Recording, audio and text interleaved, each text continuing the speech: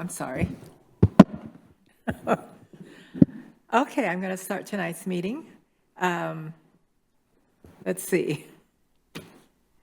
Roll call, please. Mayor Pro Tem Wall. Here. Mayor Matsumoto Wright. Here? Councilmember Murray. Present. Councilmember Ryan. Here. Councilmember Payne Donovan. Here. Councilmember Woodard. Here. And Councilmember Sonmore is being promoted to a panelist right now.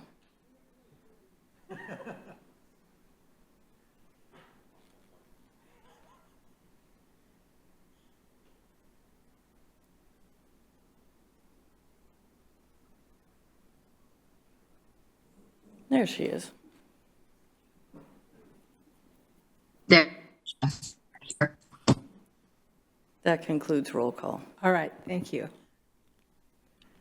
Okay, so next is our public comments. Do we have any public comment? No one has signed up in person nor registered online, and any written comments have been passed out to council. All right, thank you. Okay, so we'll go to the next agenda item, which is City Manager's Report. Thank you, Mayor, Mayor Pro Tem, members of council. Just a couple of things to report tonight. First, thank you all for coming to the Employee Appreciation Breakfast on Wednesday morning. That was a lot of fun, especially the trivia. Andrew's making it harder on us every year, so we got to step our game up for next year. On last Friday, when we did the tree lighting, we gave out 724 cookies. So pretty good, and over 650 cups of cocoa, approximately. Really well attended, was a great event, and we'll look forward to that again next year. We are working on the RAISE grant that needs to be submitted by the end of January, and have asked for letters of support, and we've already started receiving those, so we're well on track to get that submitted on time. Wanted to mention the security camera installation. We are installing those starting in January, and so you'll see that work happening next month. And lastly, last night during the Terrace Talk event, we had a suggestion from a person many of you know, William Page, who's a member of our Diversity, Equity, and Inclusion Commission, to add a placard to the podium for public comment to make sure people understand that council cannot respond during the public comment period. But if we have their contact information on the sign-up sheet, staff will follow up with them with their concerns the next day or early the next week and make sure we get them the answers that they were looking for. And with that, happy to answer any questions. Are there any questions for the City Manager? Councilmember Woodard? Thank you, Mayor. Actually, just a comment. I was on the call last night as well. I thought that was a great suggestion and just wanted to acknowledge that that's another way to make sure we're inclusive. I don't think we think about how intimidating it is to stand up there and look down, but we're literally supposed to be raised above looking down, and so we do that well, and that's the one time that we can break that pattern by just having it listed. And we already put a lot of words out anyway, so why not put that as a disclaimer? So I appreciate that. Okay, anyone else? All right, thank you. Okay, so next is the review of the resolution adopting community and economic development, building, engineering, fire fee schedule. That was a long one.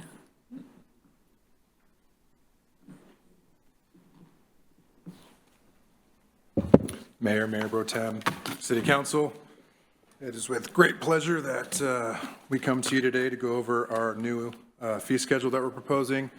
This was a collaborative effort with engineering, planning, and building.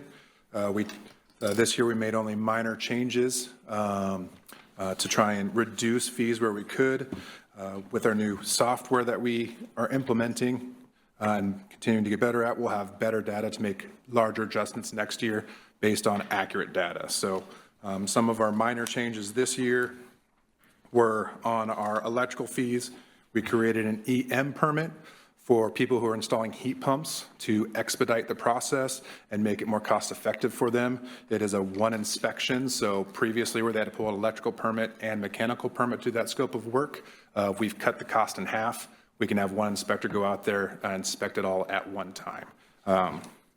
The other major adjustment was we incorporated South County Fire's fee schedule into our building fees to be consistent with our contract that we made with them, and everything else basically stayed the same. Go ahead, Councilmember Payne Donovan. Thank you, Madam Mayor. Matthew, what's the EM permit cost? So I believe it is 1.25 hours, so that's about $250.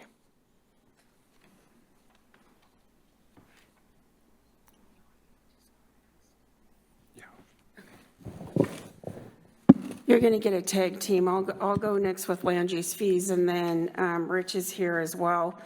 So I'll go over what we're doing here. For land use, we haven't raised our hourly rate, so that stays the same as last year because we did a fairly significant rate increase last year. Some of the things with our new permitting system that kind of have jumped out at us are just a few things for this year. Home occupations, we've tried to make those a little bit less costly moving forward. We about halved the hours of the fee. We have a 5-hour fee now for permitting. Last year that was 10 hours, so just trying to make that more cost effective. And when we update our zoning, we're also going to try to make that process a little bit easier on folks and clarify that. It's been several years since we've done that. And then boundary line adjustment or a lot consolidation, that's an administrative process. Again, we've cut the fees in half for that. Just trying to make that process, I believe, what it should be, which is fast and time efficient. And the cost is mostly on getting a surveying work done. So for our part, it should be fairly easy. And then we also, for site plan review, we have it broken down into a major and minor type of review. A minor would be that you've already done site plan review and you're coming in to amend something. So we've also, we used to have a 10-hour rate, which we still do because we do a staff report and we do all that work, but we also had an estimate. And I don't really like an estimate because I think it's very arbitrary in what we're charging people. So we took the estimate away. Just make it fair and equitable across the board, and then you know what you're looking at when you come in to apply for a permit. And then part of our tree code that we did last year, we had, I think, an internal agreement for when somebody was designating a heritage tree that we wanted to, promote that and not make that so costly. And so our fee schedule didn't reflect what we had conversations about with our stormwater manager. And so we're going back in there and fixing it to be a 1-hour fee. So that's when somebody wants to preserve a tree where an arborist goes out and it's a significant tree that they want to protect on their property. We're taking the sequoia tree at City Hall through the process right now to see how that process works. That's the first tree. But again, it's a good thing, so let's not make it as costly. So those are the only changes this year. For land use, again, I think, as Matthew said, we're trying to make our permitting process more streamlined and efficient and get costs down where we can for folks.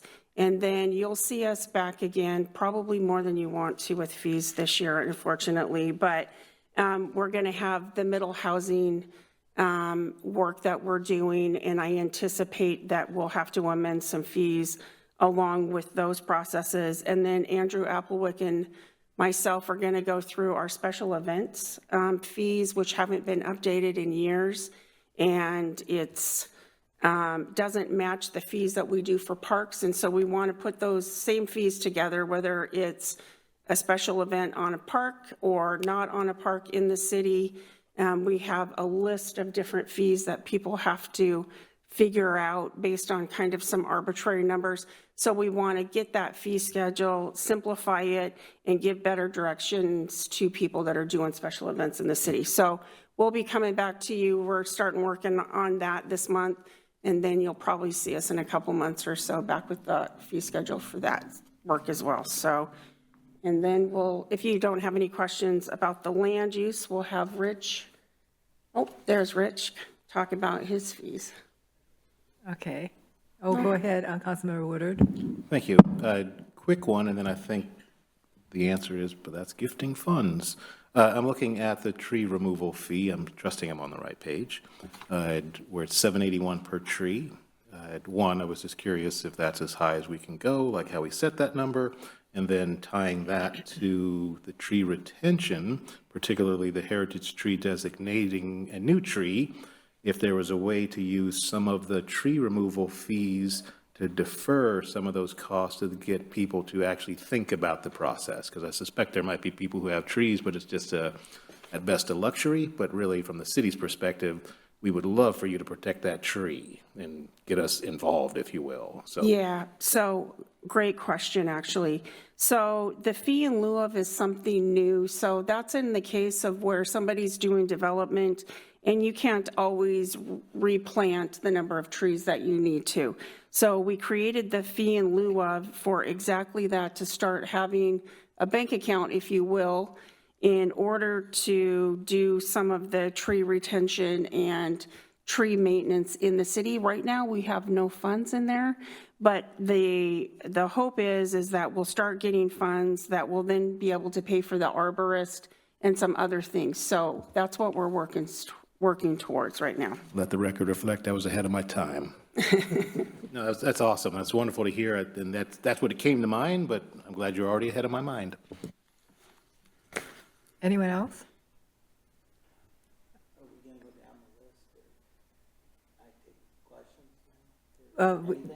This one will be on the trees. Or the land use, do you have any land use? questions on the land use? Okay.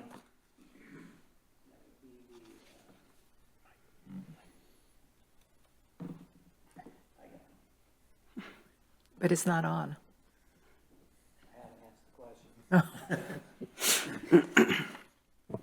Thank you.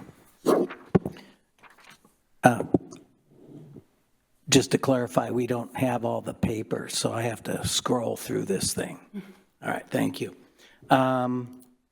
If I'm not ahead of things, do you have a shed permit? Is that? On the building side? Is that, yeah, it says building, electrical, and fire-related fees. Is that, am I jumping ahead? Oh, okay. So shed permit, which is almost towards the end of the fee schedule on your paper. I think it's page 5. Page 5. Less than 200 square feet, an hour minimum. I'm wondering, now that we have our state mandate and we're working on zoning, and I'm wondering what we're looking at when we're analyzing or inspecting a shed, because I think now we, isn't the growth management, isn't it, there's no setbacks for, and is there any setbacks still on sheds? Or I heard that there might not be setbacks. The setback right now is 5 feet. Yeah, and I believe that's it'll continue to be 5 feet. It was the front yard and side yards done by zoning where they had upwards of 10 to 15 feet setbacks, which Right. didn't affect sheds. So sheds in a lot of, per the IRC adopted the standard code, they're exempt from needing a permit. We adjusted that in our municipal code a long time ago to restrict that, and then we tried to make sure that sheds that are less than 200 square feet are minimal costs. But we are looking at making adjustments next year, because a lot of those sheds, they're going to be looking at making them ADUs or accessory structures. Yeah, besides that's what I just was storing, besides just storing, your lawnmower items are not allowed to be habitable. So these sheds would not be habitable structures. Okay. The IRC is the International Residential Code. Sorry, speaking codese. But yeah, so if it's going to be habitable, it would be a building permit, not a shed permit. Oh, okay. Yeah. Well, that helps me there.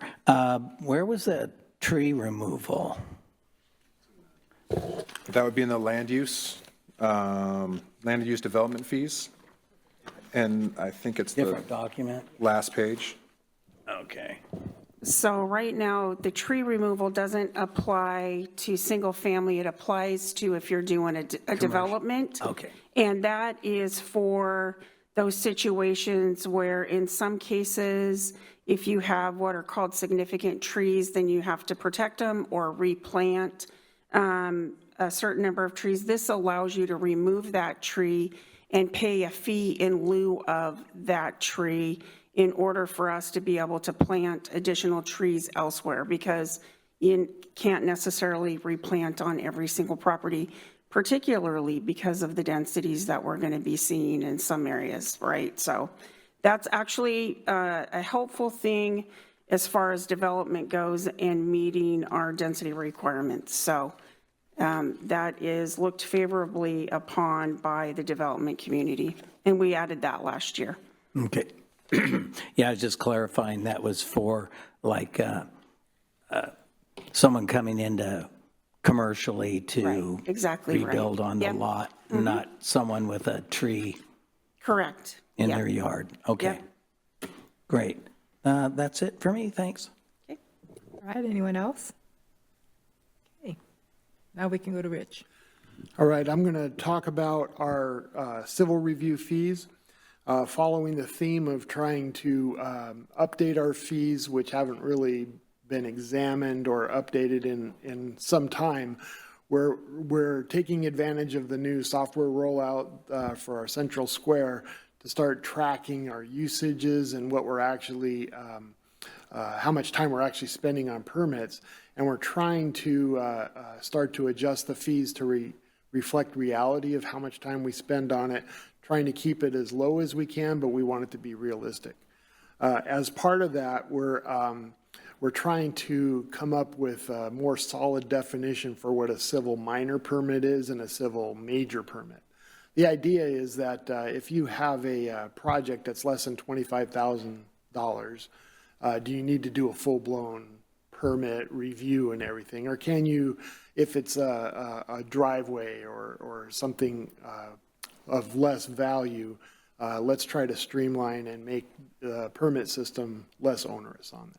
So this is our first crack at trying to make some updates to it. We intend to probably bring some more in June as we do more of the fee revisions, as Matthew said. Some of the other highlights for what we've done here is we're trying to adjust the hours that are part of the deposit that's required.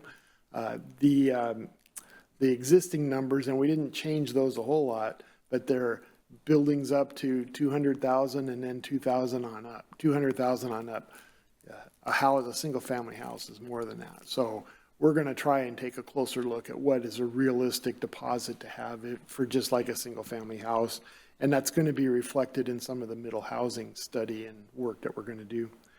We're working on the water meters.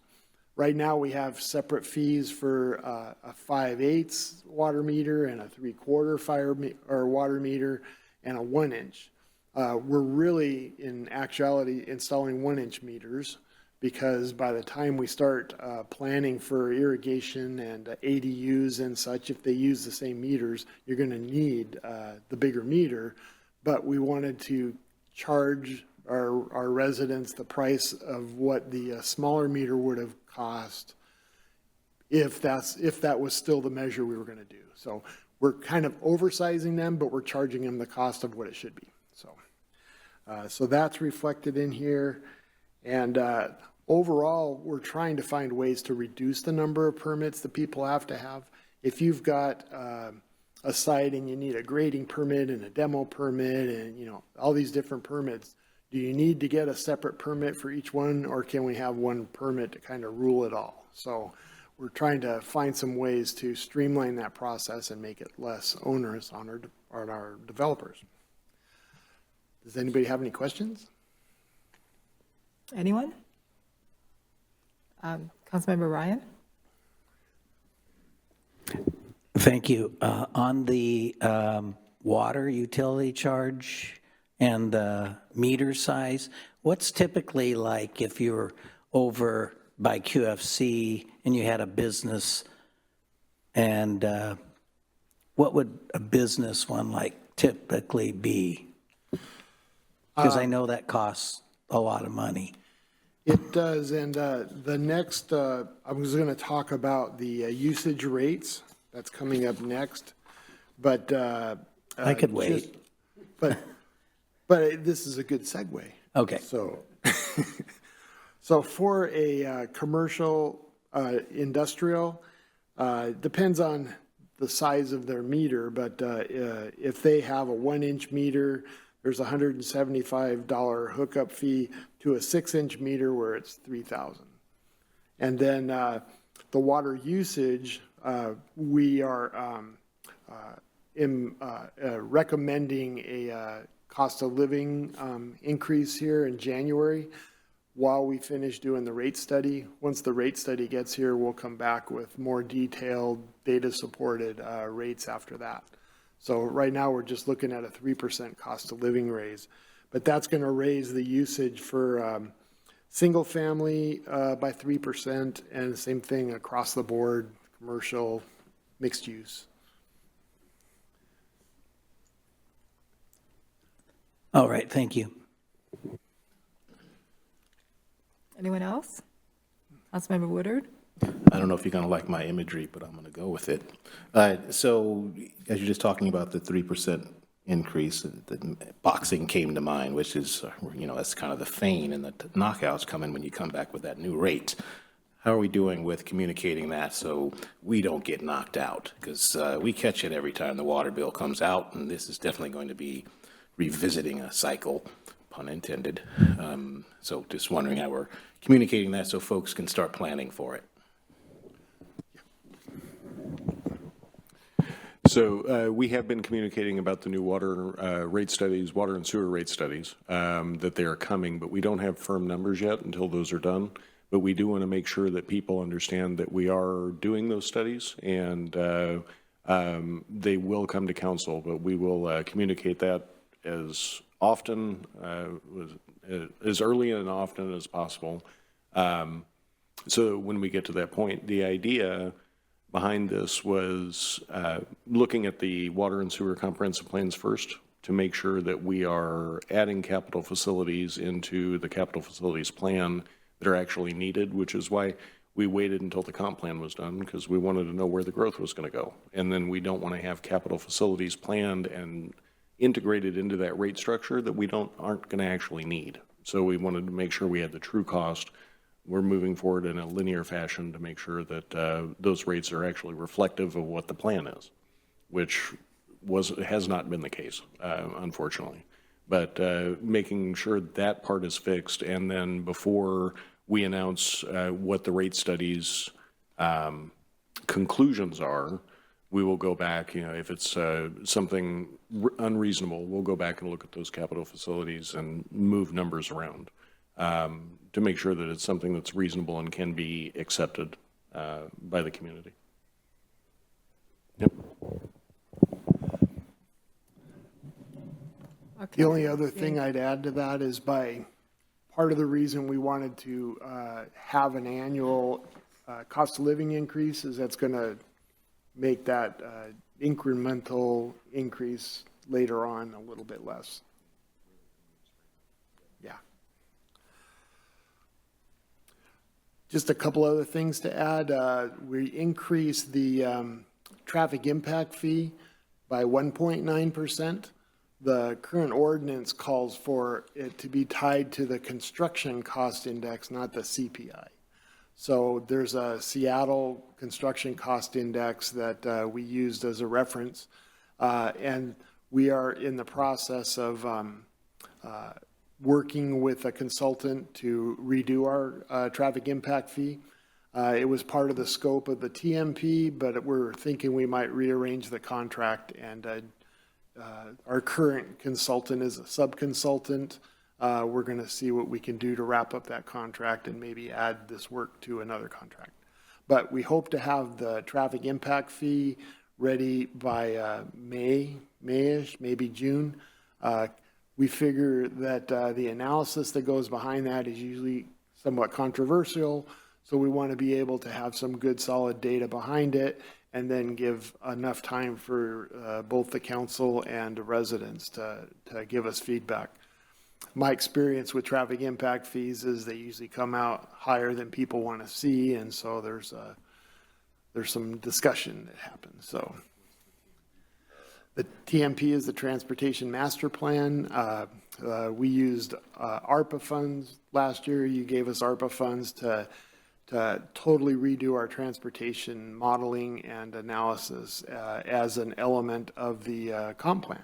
So they did very good work, and we needed it for our comp plan. That's it. Anybody else have questions?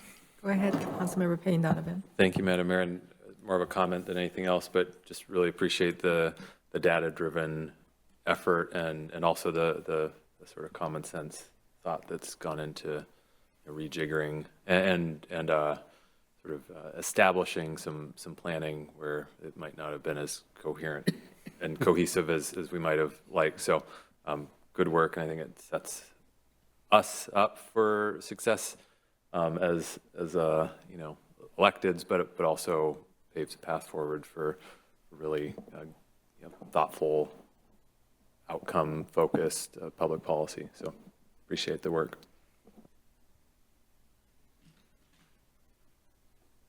Okay, I don't see anyone else's hand. Oh, Thank you, Madam Mayor. Yeah, I will echo Councilman Payne Donovan's comments. Just to clarify, this will be on the consent agenda for consent calendar for the next meeting on the 19th, correct? Yes, it will. Great, thank you. Assuming council is comfortable. Thank you. all right. Do you want us to do thumbs ups, or? I don't see any objections. No, I think from what I see, there's consensus to put it on consent, so we'll make that happen on the 19th. Thanks. All right. Okay. So now are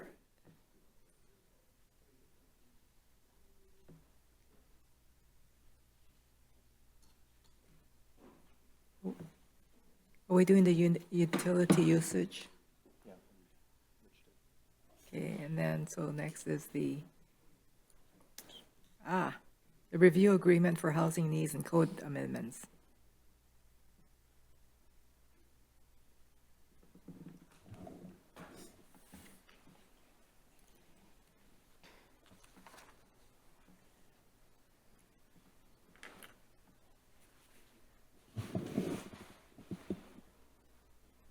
All right, are you ready? Yes. Okay, go ahead. Okay. Good evening, Mayor Matsumoto Wright, Mayor Pro Tem Wall, members of council. My name is Jonathan Morales, Senior Planner, City of Mountlake Terrace. And today we're here to provide an overview of some upcoming work related to our Housing Action Plan and Development Code amendments. So this is following our comprehensive plan update process and implementing those items.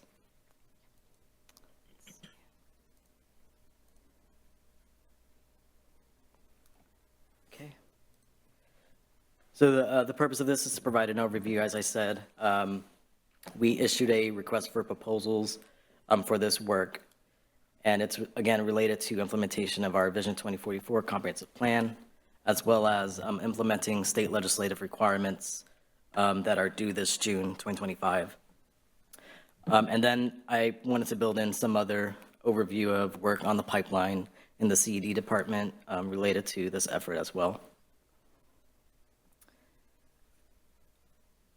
So first I have an agenda overview of general timeline, and then I'll go into the specifics of the RFP, and then go into the other planned work, which is related to CD, work plan, and public works.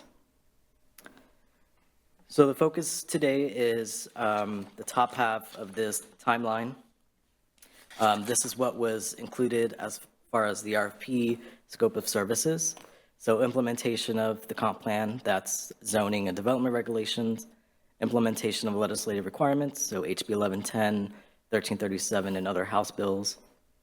And then this housing action plan, which is concurrent with this process. And then other planned work, we have the critical areas ordinance update. We have to update our permit review timelines. And so that will become effective this January 2025. And so we're looking to adopt an ordinance no later than end of February 2025 to be consistent. And then we have an EDM update, which is engineering design manual. That will be led by the Public Works Department. And that is, in terms of timeline, by this summer. And as was stated previously, the water and sewer comprehensive plans will be, that work will start by next fall. And then just to note that regarding the middle housing work, as you know, we had the middle housing grant that we were awarded, and we have a deliverable timeline to have that work done by June 15, 2025. So while a lot of this other work is end of June 30th, 2025, we're mandated to get a middle housing bill adopted no later than June 15th. So the request for proposals was issued on November 9th. We had consultants propose by November 25th. So we received a total of 4 proposals. 2 were in-state, locally based firms, and then 2 out-of-state. We boiled it down to 2 proposals, and as of yesterday, we had an idea of who we were going to go with. We're still under negotiating a contract, so I'm not ready to disclose that today, but the goal is that by the next week's meeting, we will have all the contracting documents to you for review and to authorize. The reason why this timeline is so condensed is because we're utilizing some ARPA funds, and so we need to obligate funding by end of year, so end of this month. So we have about 100,000 of ARPA, and then the rest of the funds is general fund and some carryover from our comp plan budget. And in terms of scope of services, so we built in these 4 buckets of work. So zoning and development regulations. We have the housing action plan, development feasibility analysis. So that's pro forma scenario modeling. And then engagement and outreach. So building off of engagement that was done with the comp plan and furthering that work and being more intentional about who we're reaching out to and how we're doing it. And so the timeline for this work is, again, very short timeline, a lot of work packed in here. So about 5 months, give or take. And then I'll go one by one through these items. So for code amendments, implementation of the comp plan update, which was adopted on October 16th. First is to adopt zoning that is consistent with our land use map. So as you remember, we identified these neighborhood mixed use areas, so we need zoning to complement that. We updated our single family zones. So those are now residential zoning districts, which range from residential 1 through residential 4. And with those, there's some intensity of density. And the goal is that these are implementing zones for middle housing, with R1 being implementing duplexes. And then we have some other zoning updates that need to be accommodated. Another part of this is looking into developing some hybrid zoning. So currently, City of Mountlake Terrace has a Euclidean zoning code, which means separation by land use by type. So on the sidebar here, I put some definitions. So that's separating land use by residential, commercial, retail, industrial. If you look at our town center zoning, that's, in terms of the design standards, that's form-based. So that is prioritizing the form of buildings based on the belief that the form of buildings is more important than the use in determining community character. And then performance-based zoning, that's a type of zoning that we can consider, or can be considered in a hybrid zoning approach. And whether we do that here, that's to be determined. But that's basically regulating development based on the specific impacts of the development on the site instead of on specific type of land uses. And then thirdly, developing urban design standards. So we need to update design standards related to infill development or middle housing and neighborhood mixed-use areas. We also wanted to take an opportunity to look at our existing design standards to see if there's any room to update those as well and make it consistent across the board. Do you have a question?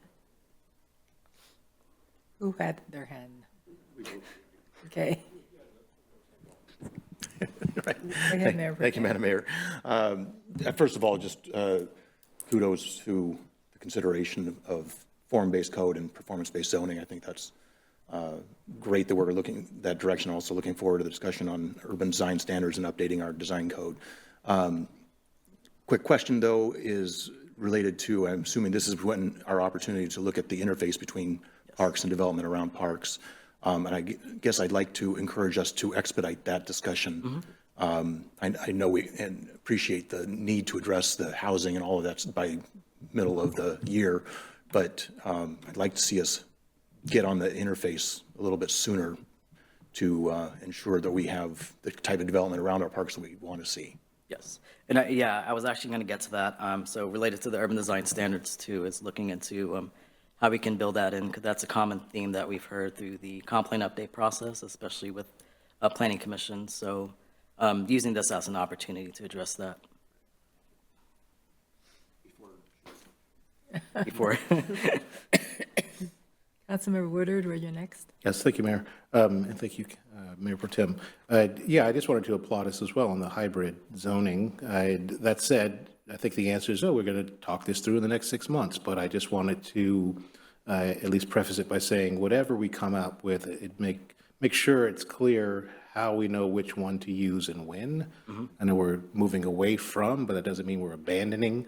And so I could just already hear people going, oh, well, let me do this, let me do that. And it's like, well, how will we know which one to use? But it sounds like that'll be the 6 months, or at least the consulting conversation. Right. Fair enough, okay. Any other questions? Anyone else? Okay.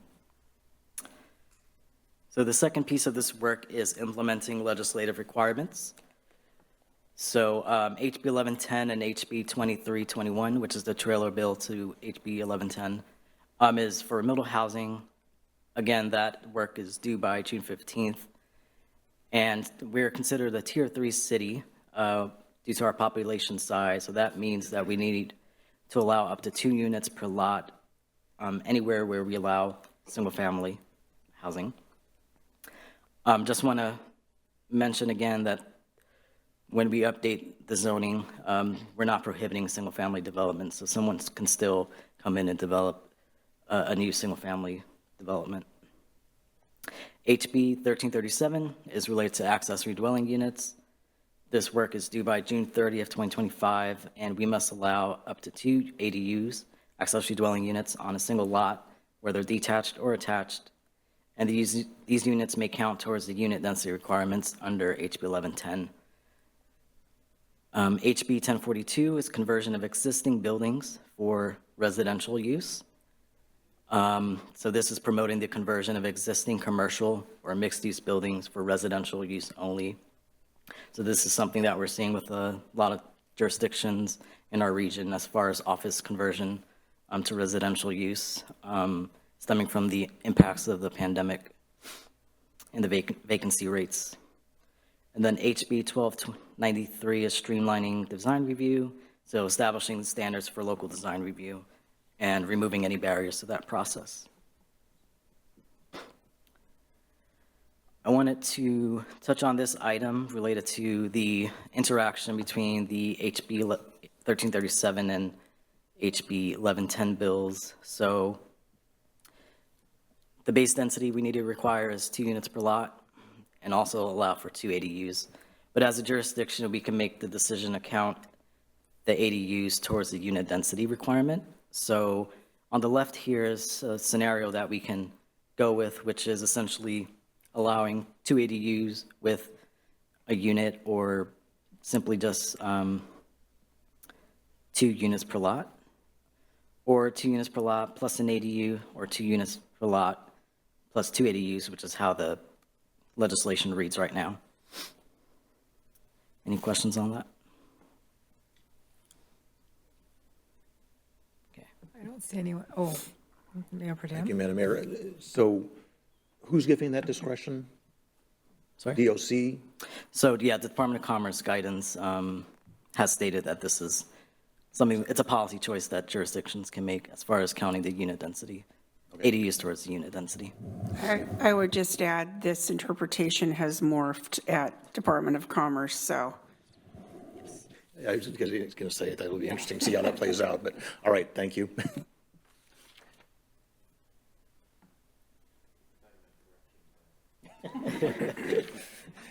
We're going with what the DOC says today.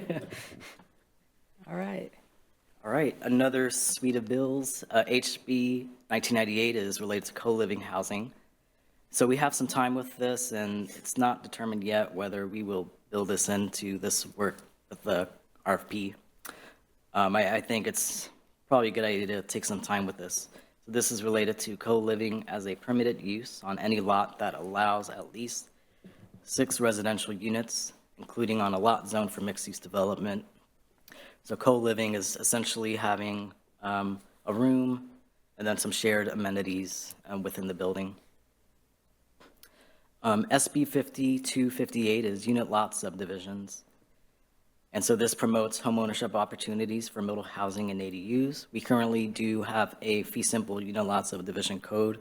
So I think as far as addressing this requirement, we're good. We just need to make sure that that's built into the middle housing work as well. HB 1220, so this is planning for and accommodating housing needs. A lot of this work was already addressed through our comprehensive plan update, especially with the housing needs assessment work and land capacity analysis. So as you remember, we had an income band analysis determining units per income category. Another piece of this work is that we need to allow for emergency housing and permanent supportive housing. So for emergency housing, we need to allow this type of development wherever we allow hotels and motels. And then permanent supportive housing essentially needs to be allowed anywhere where we allow multifamily development or residential dwellings, basically. Okay. Any questions? Anyone? Mayor Pro Tem? Thank you, Madam Mayor. Just to clarify on 1220, addressing emergency housing, permanent supportive housing, we're allowing it, but that's going to be up to providers to actually do it, right, to actually provide it. Yes. We're just allowing it. Got it. Thank you. Yeah. Do we have a separate hotel zoning for our town center? No. Because it would be nice to get a hotel in there. If we're not zoned for it, I think we never thought about that. Go ahead. Thank you, Madam Mayor. Can, just to clarify, would a hotel be allowed under our current code?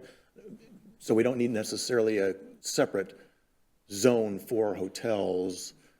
No, we don't need a separate zone. I'd have to look back to see if that's a permitted use or a conditional use in town center. I can't recall right now.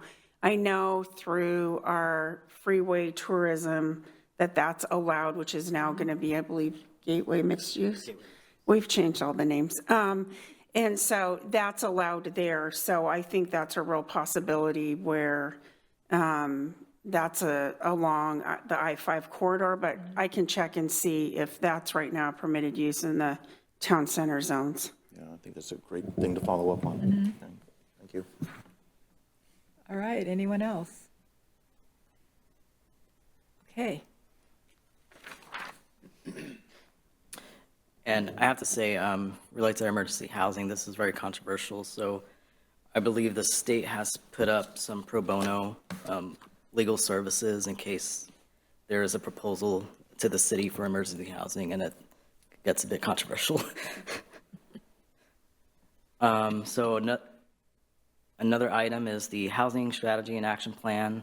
So this is developing an action plan that implements some key priorities as identified in the comprehensive plan update. We're going to determine what those key strategies are and further develop that with the consulting team and planning commission and council. So this may include policies, programs, regulations related to affordable housing, housing diversity, et cetera. So the housing action plan was identified as a implementation strategy in the housing element. So we're starting that work now. And we see this really as an implementation tool to implement, a lot of the goals and strategies that we identified and focus on those within a 5-year time frame.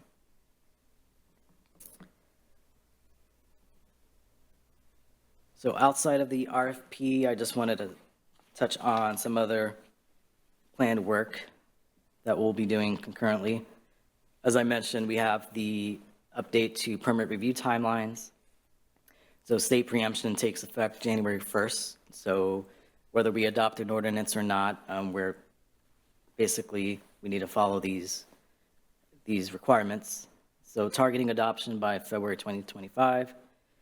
And timelines need to be amended to include, so if a permit does not require a notice, then that timeline has a 65-day turnaround to make a decision. If there's a notice requirement but no public hearing, that's a 100-day timeline.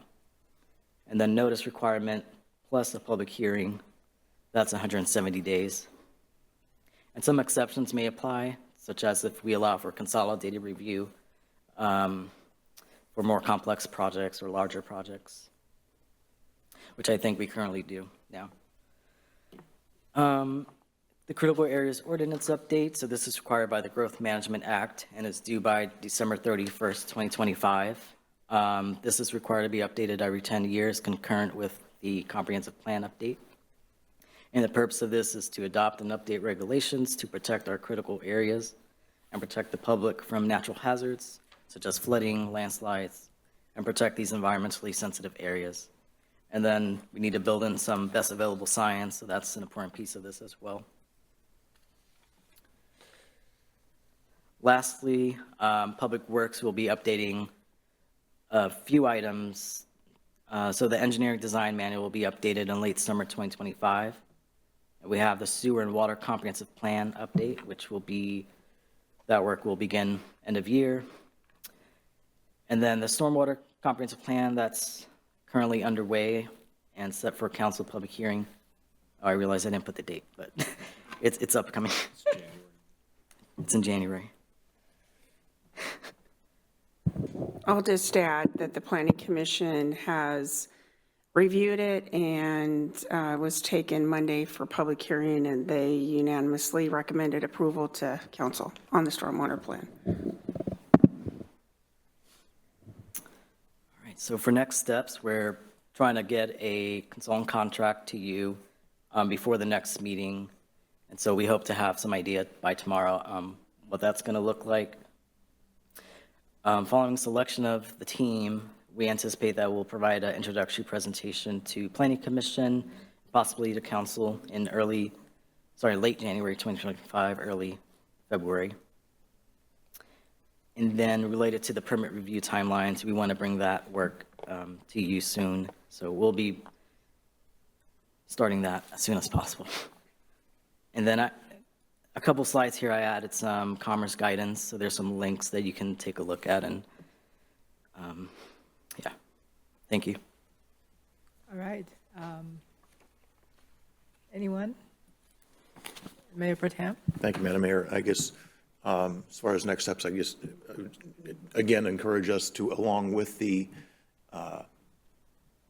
adoption of Ordinance Implement 5290, February 25, I'd encourage us to also do the interface around the same timeline. And then just to, again, clarify, back on the other slide, this will be before council next week. currently on our consent calendar unless otherwise indicated, correct?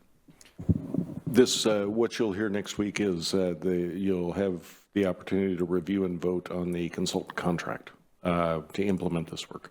Okay. Yeah. All right. Thank you. Okay. I don't see any more hands going up.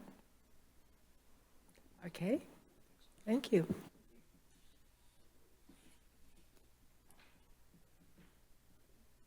So next is the review of the interlocal agreement for Lake Ballinger water quality monitoring services with Laura Reed.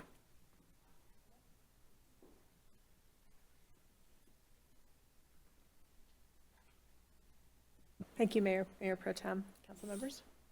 I'm here today to talk to you about the Lake Ballinger Water Quality Monitoring Services Interlocal Agreement. This is a renewal of an existing interlocal agreement for Lake Ballinger volunteer monitoring services for 2025 through 2029.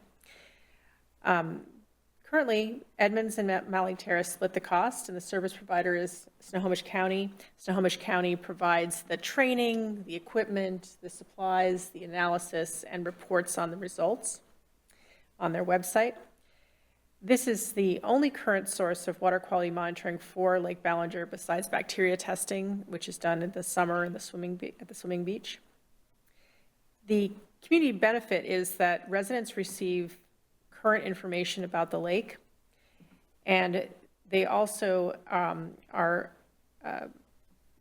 on the website for Snohomish County. Education about how their particular actions can protect lake water quality is also part of the work that Snohomish County does. The cost to Mountlake Terrace is $3,012.50 for 2025, and the subsequent year's annual cost must be approved in advance by each city. The request is to have council approve having the city manager sign this interlocal agreement for 2025-2029. Are there any questions? I don't see any hands. It seems pretty straightforward. Yeah, I think so. It is. No PowerPoint, I'm sorry. Okay, well, if there's no questions, then it can be moved to the consent agenda. And next week, or on the 19th? On the 19th. Yeah. And the next one I'd like to, let's see if I can bring this up here so we can, this is kind of a visual sort of thing, so I thought I'd. The review proposed donation. Yes, The Taylor's this is Landing the wetland. Taylor's Landing wetland donation, and I guess you have all your documents in front of you. I would just be bringing up the memo, which has a map of the property, so you should have that already. Okay, so the situation with the Taylor's Landing wetland donation is that a property owner, Tim McMahon, has generously offered to donate 3.79 acres of wetland along Hall Creek. This is one of the few remaining large forested parcels in the city outside of parklands. The site has great potential for wetland habitat, stream protection, and tree planting, but there are several overlapping critical areas on the site: wetlands, stream, wildlife, and floodplain. For this reason, building on the site is not possible.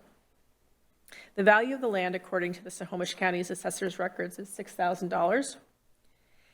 There have been some historical problems with homeless encampments on the parcel, but not recently. The soils on the site are saturated, so it is not a good candidate for a park, but it is a good location for open space. An environmental assessment was completed in 2024, not 2023, sorry, that was a typo on the memo, for the site, and no contamination was found.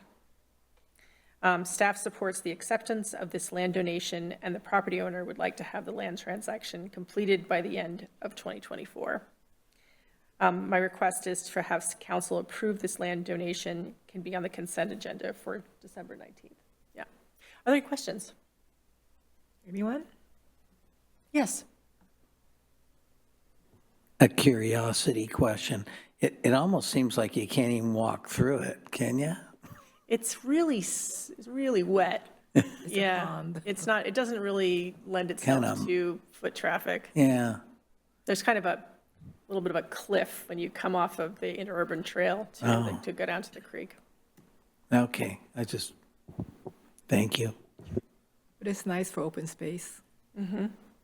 Mayor Pro Tem? Thank you, Madam Mayor. I guess because this is going to be on the consent agenda, this would be a good time to thank the property owner for his donation Yes. of this property of open space to the city, because it won't come up under the consent calendar, but do really want to acknowledge the donation from Tim McMahon.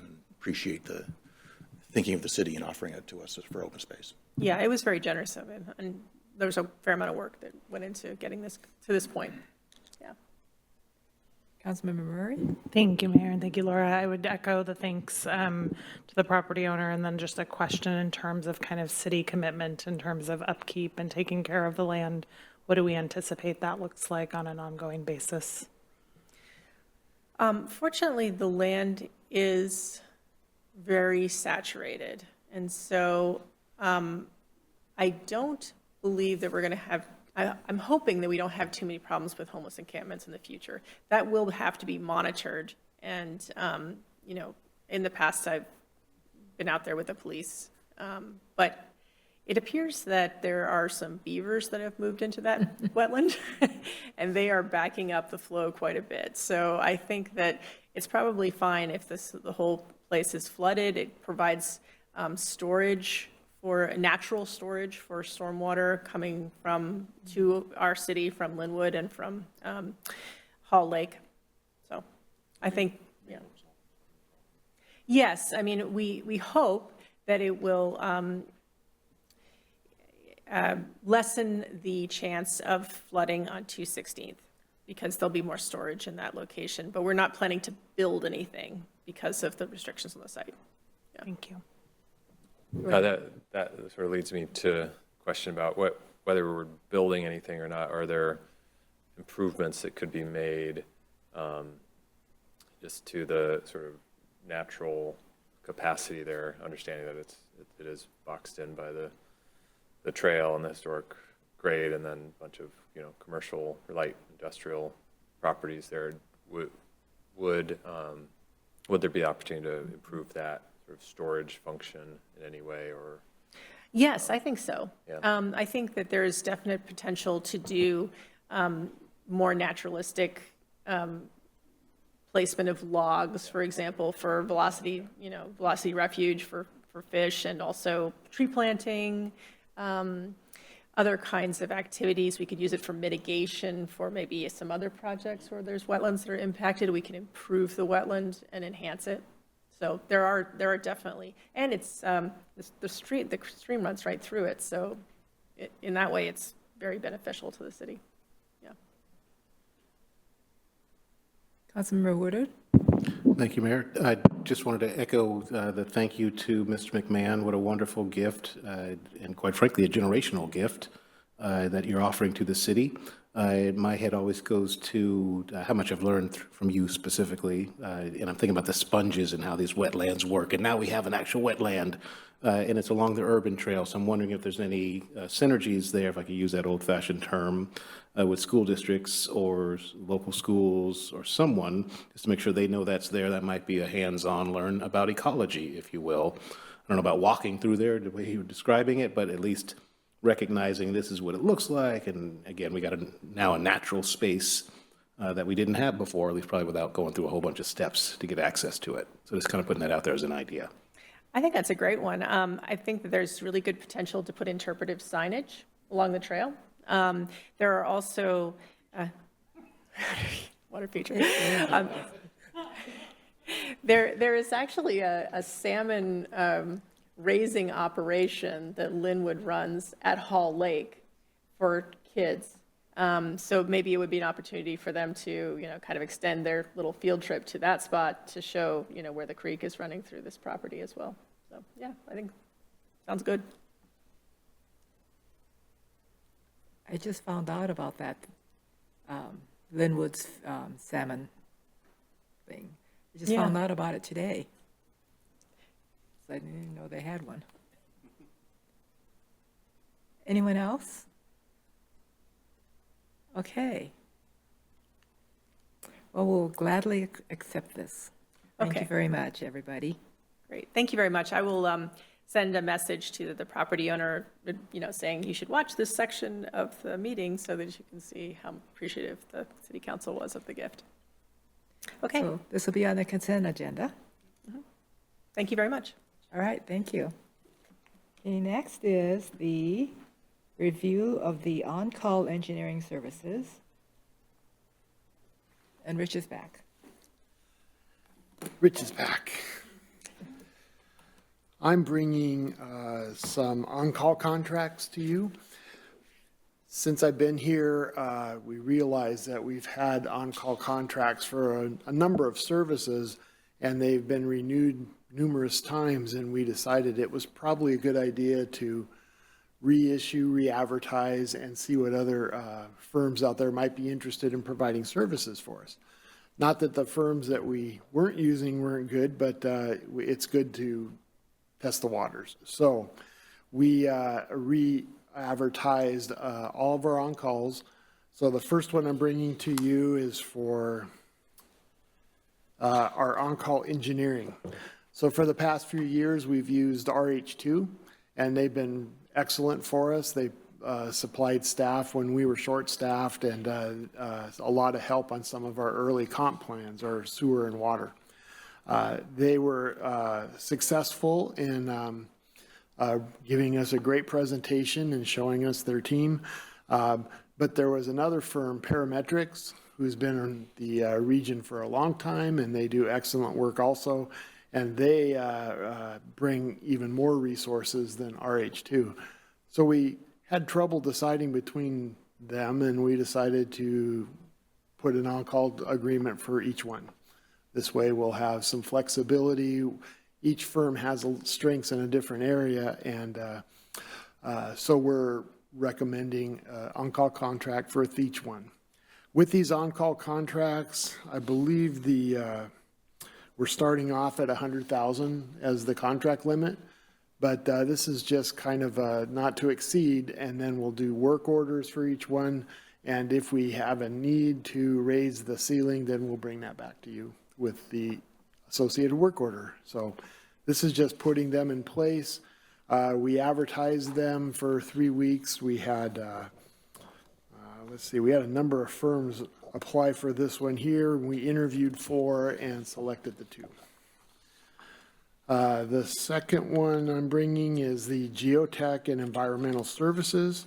Again, we had a lot of firms apply for it. We narrowed it down to a new firm for us, Terrace. They had a really strong team, and we think that they'll be able to continue on with our geotech needs in the future. The next one is a on-call for survey and AutoCAD services. This is also a new firm, TKDA. They had some really qualified people on there, and so we're looking forward to working with them next year. Actually, these are 2-year contracts.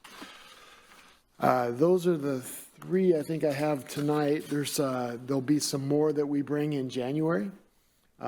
We have a materials testing, and then we actually have a couple of contracts for the sewer and water comp plan. I know Jonathan said we were going to start that towards the end of the year.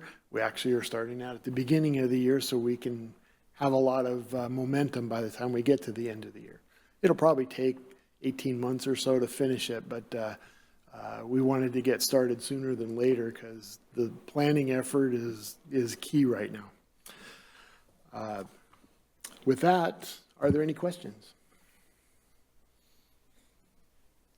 I don't see any hands coming up. Excellent. We'll put these on the consent calendar next week then, and then I'll bring some more in January. Okay. Thank you very much. All right, thank you. Okay, so next is Jeff Knighton with the review of the interlocal agreement with Edmonds School District for Police Services. Thank you, Mayor, Mayor Pro Tem, members of council. So This ILA, interlocal agreement, is a continuation of an agreement we've had with Edmonds School District for a number of years. It basically is, for bookkeeping purposes, for the Edmonds School District to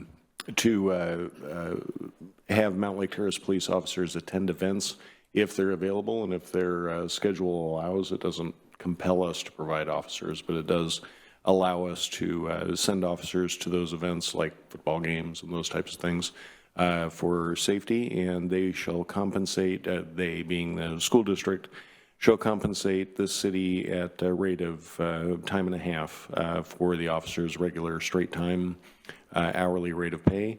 This agreement runs through 2029, but can be terminated at any time with 60 days notice. And with that, I would be happy to answer any questions. Anyone? Okay. Did you have questions? Thank you. Thank you. Thank you. Just a quick question to clarify, it can be terminated by either party at any time with 60 days notice, correct? Correct. Thank you. Yes. Councilmember Murray?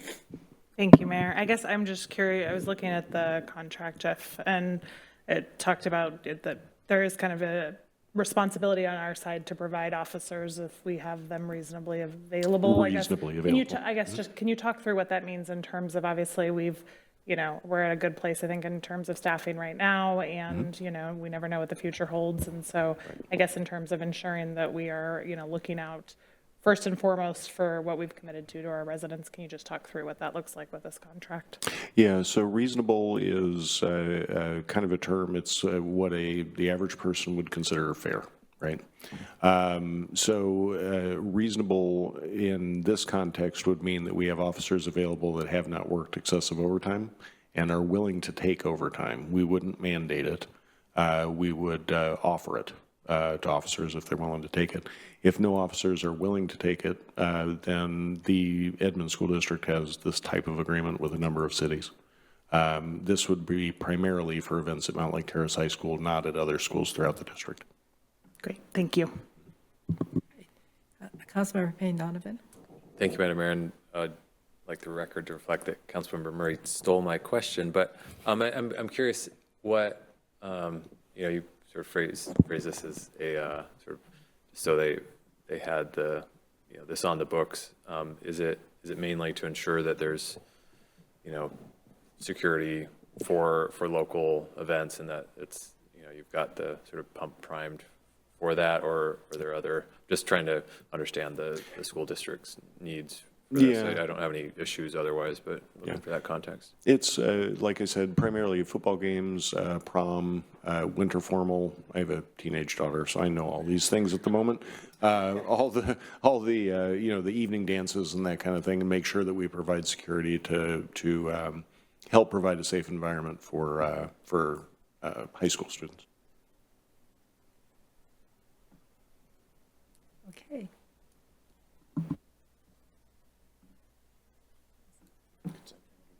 Yep, I think that's on there. And yeah, we will place this on your consent calendar for the December 19th meeting next week. All right, thank you. Has everyone looked at the agenda for next week? Unfortunately, you're a little bit terrified.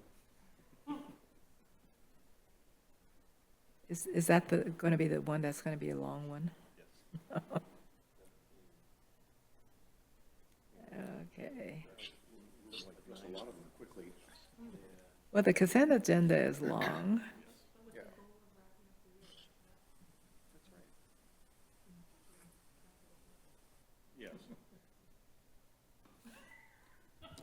Yeah, so the goal of and one of the reasons why the agenda is so long is your final scheduled meeting of the year is on December 26th, and the day after the holiday, and we anticipate canceling that, absent any objection. Well, I'm available that night. Okay, so next is council comments. Does anyone have any council comments?